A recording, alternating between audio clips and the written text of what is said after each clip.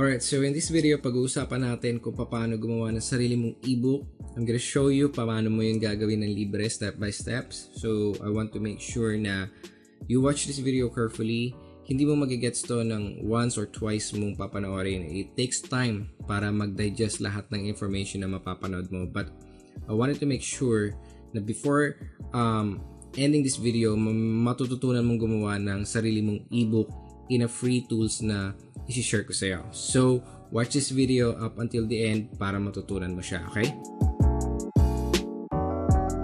If you are watching this video from Facebook, make sure to like my page to stay updated. And if you are watching this from YouTube, simply hit the subscribe button and notification bell to stay updated. Two important things na dapat mong malaman when it comes to creating your ebook, okay?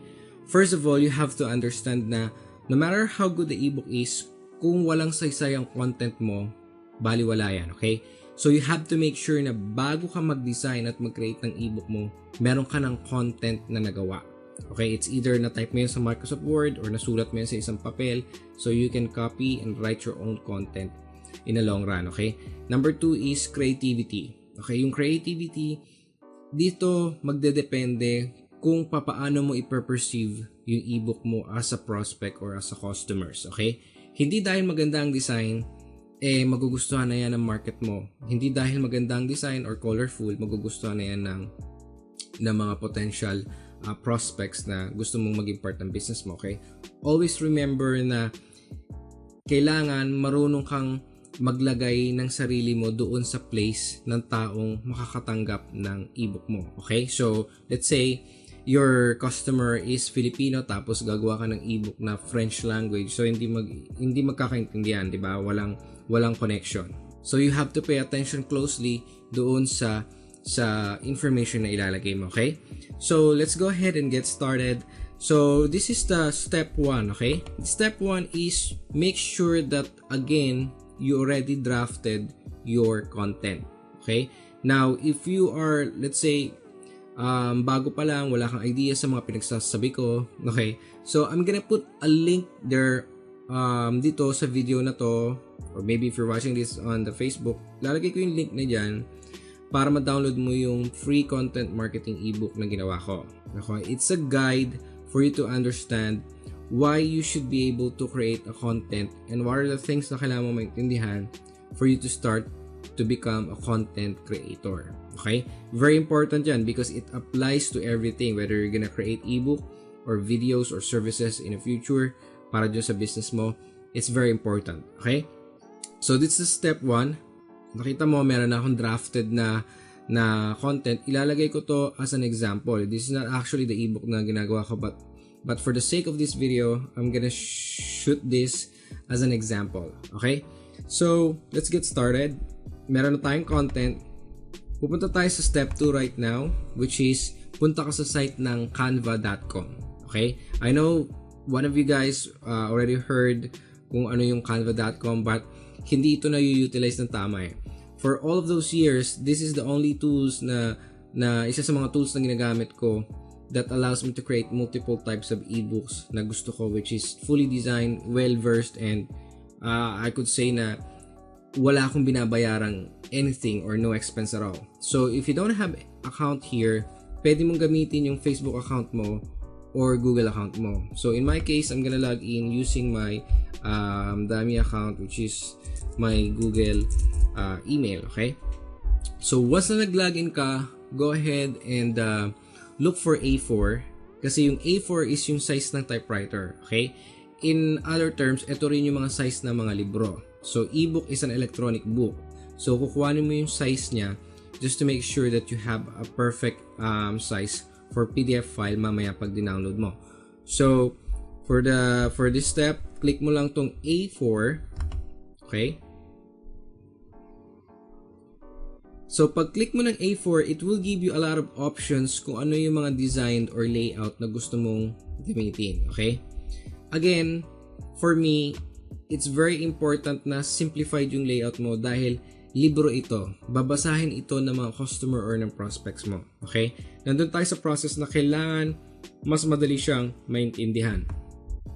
So, in my case, let's say, hindi naman ako ganun ka-creative, hindi naman ako ganun let's say, talented pagdating sa design, I'd rather go to the point na kumuha ng example layout dito, and then from there, i-edit ko na lang para I would say, mapaganda ko or mas mag-sync siya sa gusto kong mangyari. Okay? So, pipili ako ng layout dito. Let me see. Okay, so ito yung layout na gusto ko. Kunwari lang naman, okay? As you can see, meron tayong 32%. Ibig sabihin, ito yung view ng ebook na ginagawa ko, 32%.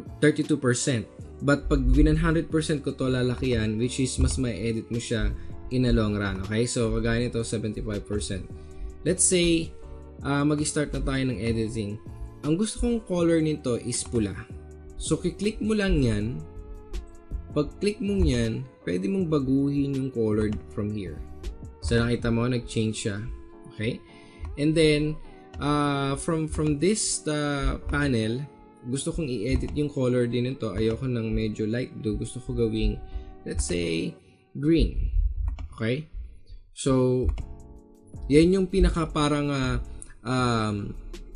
let's say, way para ma-edit mo siya. Pag meron kang gustong i-edit, you have to click on a certain element, and then from there, pwede mo ma-edit. Kagaya nito, gusto kong gawing example, ebook. Okay? So, ayan yung pinaka parang front cover na gusto kong mangyari. So, gusto kong i-move siya rito sa gitna. Pwede ko siyang galawin. Click mo lang, drag and drop here. Okay? Simple as that. Hindi pa ako pumupunta sa point na nagdi-design talaga ako ng gusto ko. Pinapakita ko sa yung basic part para maintindihan mo how does it works, and then from there, gamit mo yung sarili mong creativity sa pagdi-design ng ebook. Okay? Okay, so as you can see, ito parang hindi siya magandang front cover kung nag-i-start ka pa lang, di ba? So, most likely, pwede mong burahin yan by, again, click mo lang yan, itap mo siya, makikita mo, ayun yung element niya, punta ka dito sa trash bin icon na to, click mo lang yan, delete, so nawala siya. Ito pa, hindi siya bagay as front cover, and then ito pa, hindi rin siya bagay as front cover. Let's say, iwanan natin tong, let's say, design na to, and then, ito, palitan natin ng color, gawin nating let's say, dilaw. Okay? So, yan, multiple colors tayo. Again, hindi ko ginagandahan yung design kasi I want you to grasp the basic. Kasi yung pagde-design, manggagaling yan dapat sa'yo. So, liitan natin yung view para makita natin kung ano yung tsura ng ebook natin. Okay? So, ganyan siya. And then, let's say, gusto kong lagyan siya ng pictures. It's either, pwede kang pumunta sa elements. Okay? Pwede mong lagyan siya ng mga text, ng mga shapes, ng mga lines, ng mga icons, okay? And then, from there, pwede mong lagyan ng mga formatted free photos. Kagaya nito, may free photos here. Pwede kang pumili ng i-design mo. Pwede ka rin mag-upload ng sayo. Okay, kagaya nito, meron akong mga list ng mga pictures na gusto kong i-upload. So, let's say ito, gusto kong i-upload dito. So, ayan, dinarag and drop ko lang siya. And then, from there, gusto ko ilagay yan dito, sample ebook. Okay? Simple as that, 'di ba? Very very simple. So again, yung design na pinapakita ko sa iyo medyo crappy yung itsura, but the purpose of this video is not exactly pakita sa iyo kung gaano ako kagaling mag-design, okay? Kasi kung gusto mo ng totally na magaling mag-design, gagamit ka ng Photoshop. But again, dito sa Canva, pwede mong gawin 'yan. Kagaya ng ginagawa ko doon sa ebook na gusto kong ipakita sa iyo, kagaya ng ebook na kagaya nito. Let's say, punta ako sa website ko para makita mo lang yung example. Dito ko sa Canva ginawa yung pinaka website ko na yan. So, ito yung libro ko na Power of Words. Ayan. So, dito ko sa Canva ginawa yan, yung itsura na to. Okay? Yung cover ng ebook na to, nakita mo yung cover niya. So, dito ko ginawa yan sa Canva mismo. Ako yung nag-design. Okay? So, it will gonna, let's say, gives you a perfect creativity or perfect design the more na ginagamit mo tong tool na to. Okay? So, practice makes perfect. Okay? So again, ito kunwari yung cover ng ebook ko. I wanted to put some text dito sa ebook ko. So, pwede kang mamili ng mga different type of text here. Ito, lagay ko dito. So, ayan. Again, hindi ko siya makita. So, pwede natin siyang lakihan. Gawin natin 50% para makita ko. Let's say, author by. Oops. Okay, so top. Author by. Let's say, MCK. Okay, so, kunwari ganyan. Pwede kong palitan yung font niyan, pwedeng naka bold or italicized. Pwede ding ibahin ko yung design ng letra, pwedeng ganyan. Okay? So ayan, nag-iba yung tsura. So that's how it works, okay? So kunwari, ito na yung desired na design mo and gusto mong malagyan ng I would say another page. Let's say, ilalagay mo na mismo yung content mo. So, click mo lang tong copy this page. Okay? Pag kinilik mo yan, makakopy niya yung buong first page mo, yung buong front cover mo. Okay? Ngayon, pag chinek mo maigi, let's say, ayoko nito kasi cover page ko to eh. So, pwede mong i-delete yan. Okay? Delete this page. So, bumalik lang siya sa isang page. Ang gawin mo, gawa ka ng add new page. Okay? So, nakikita mo, itong add new page. Pwede mo ngayong gawin is ilagay itong, I would say, itong layout na to dito sa second page mo para medyo consistent siya. Okay? So, kinilik ko lang yon, dinarag ko dito sa page to ko. So, ayun yung naging layout ko. So, parang consistent siya. So, ang gagawin mo na lang, itatama mo yung color ng page na to kaparehas nandito para medyo consistent siya. So, let's say, ilalagay ko na yung content dito mismo doon sa content na ginawa ko, which is ito. So, gagawin ko lang, very simple. Ito, buburahin ko yung laman nito. Okay? So, nabura ko na siya. Okay? So, nung nabura ko na siya, etong content na to, gusto kong ilagay dun sa loob mismo. Let's say, etong content na to. So, gagawin ko, copy ko lang siya. Okay? So, pag copy ko, punta ako dito sa text, and then, lagay ko siya dito. So, pwede ko ngayong i-paste yung content na kinopya ko. So, pag pinaste ko siya, ayan. So, nakita mo, di ba? Na-paste ko siya. So, kung mapapansin mo, unang tingin, parang hindi siya ayos, di ba? Hindi siya parang adjusted. So, ito, gusto kong alisin din to para I would say, mag-sync siya doon sa design na gusto ko. Okay? So, ayan. So, i-adjust natin. Ngayon, pag in-adjust mo yan, double click mo lang, double tap. Yan, hatakin mo lang yung size. Pwede rin natin tong alisin kasi parang hindi na siya appropriate para doon sa page. Okay. So, ayan na siya, di ba? Na-copy paste ko na siya and then nilagay ko siya dito sa content na to. Ngayon, baguhin natin to. Let's say, sabihin natin episode 1. Kunwari lang, okay? So, episode 1 ng book na to. Okay. So, nandito na yung content ng book na to. Very simple. So, for the final step, gusto nating i-download tong ebook na to into PDF file. Okay? Now, very simple. Gagawin lang natin is click mo lang yung download. And then, nakikita mo to, meron PNG, may JPEG, PDF standard. So, para ma-download siya, click mo lang yung PDF standard. Okay? So, pag click mo ng PDF standard, click mo lang yan. Meron dito pag meron kang selected page na gusto or lahat ng page. Okay? So, all pages and then click download. So, nakikita mo, dina-download na. Yan. So, na-download na siya, di ba? Nakita mo, dinownload siya dito. So, hanapin mo lang kung saan siya na-download or saan location. Madalas yan sa download folder. So, ako, sinushow in folder ko. So, ito yung PDF file na I would say na ginawa natin. So, pag double click mo siya, di ba? So, pilitan natin yung view.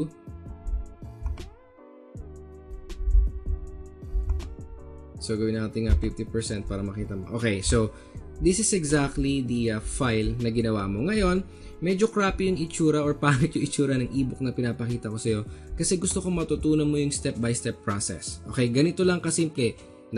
Naggawa ka ng content sa Word, in-import mo sa Canva, pinis mo yung content, dinownload mo siya as PDF. Easy as that. Very easy, okay? Nag-iiba lang yan kapag creative ka, kung gaano kaganda yung design na gusto mong ilagay dyan. It takes time, it takes effort, and it takes practice para magawa mo yung bagay na yan. So, one example ng ebook na ginawa ko is this one, Content Marketing Guide. So, kung mapapansin mo, this is one of the ebook na ginawa ko, which is, pinamimigay ko din to. And if you haven't downloaded this ebook, isa to sa mga powerful ebook na isa-suggest ko sa iyo. Ilalagay ko yung link sa description para makita mo, okay? So, ito yung isa sa mga ebook na ginawa ko using Canva. So, yan yung itsura niya. 'Di ba? So, maganda siya kasi yung design na to is finormat ko specifically para mabasa ng mga prospect or ng mga customers ko. Okay, so dinesign ko talaga yan para mas mapaganda pa. Okay, so kagaya nito, lakihan pa ulit natin para makita mo. So 100%. So this is exactly the ebook na ginawa ko from Canva. Diba? So I spent time creating content and creating a design specifically for this ebook para ibigay yan sa'yo. So that's how it works. Okay, so napakasimple lang. It's nothing to worry about kung paano gumawa ng ebook. And in fact, yung iba nga nag-a-ask pa ng bayad para lang makakreate ng beautiful ebook na pwede mong ibenta sa Amazon, sa eBay, and a lot of online sites. But for me, I wanted to share these steps for you to make it easier na kagaya mo nagsisimula pa lang sa business, you want to make a brand or authority using a digital products. Ebooks, videos, and services are one of those things na gusto kong i-share sa'yo. But, syempre, if things are getting better, mas maganda yung meron kang sariling ownership or magiging author ka ng sarili mong business. So, one way to do it is to create your own ebook. Okay? So, I hope that you've learned something today. If you're watching this video on YouTube, consider subscribing. If you're watching this on the Facebook page, make sure to like my page for more tips and strategies. If you haven't downloaded yet this content marketing ebook na nakikita mo sa harapan mo, download it. It's one of the best strategies that I would probably gonna recommend and share to you para mas maunawaan mo at mas maintindihan mo how does content marketing works and how does it feels like to become a content creator para mag-succeed ka sa business mo, okay? So, thank you again for watching this video. See you on my next video.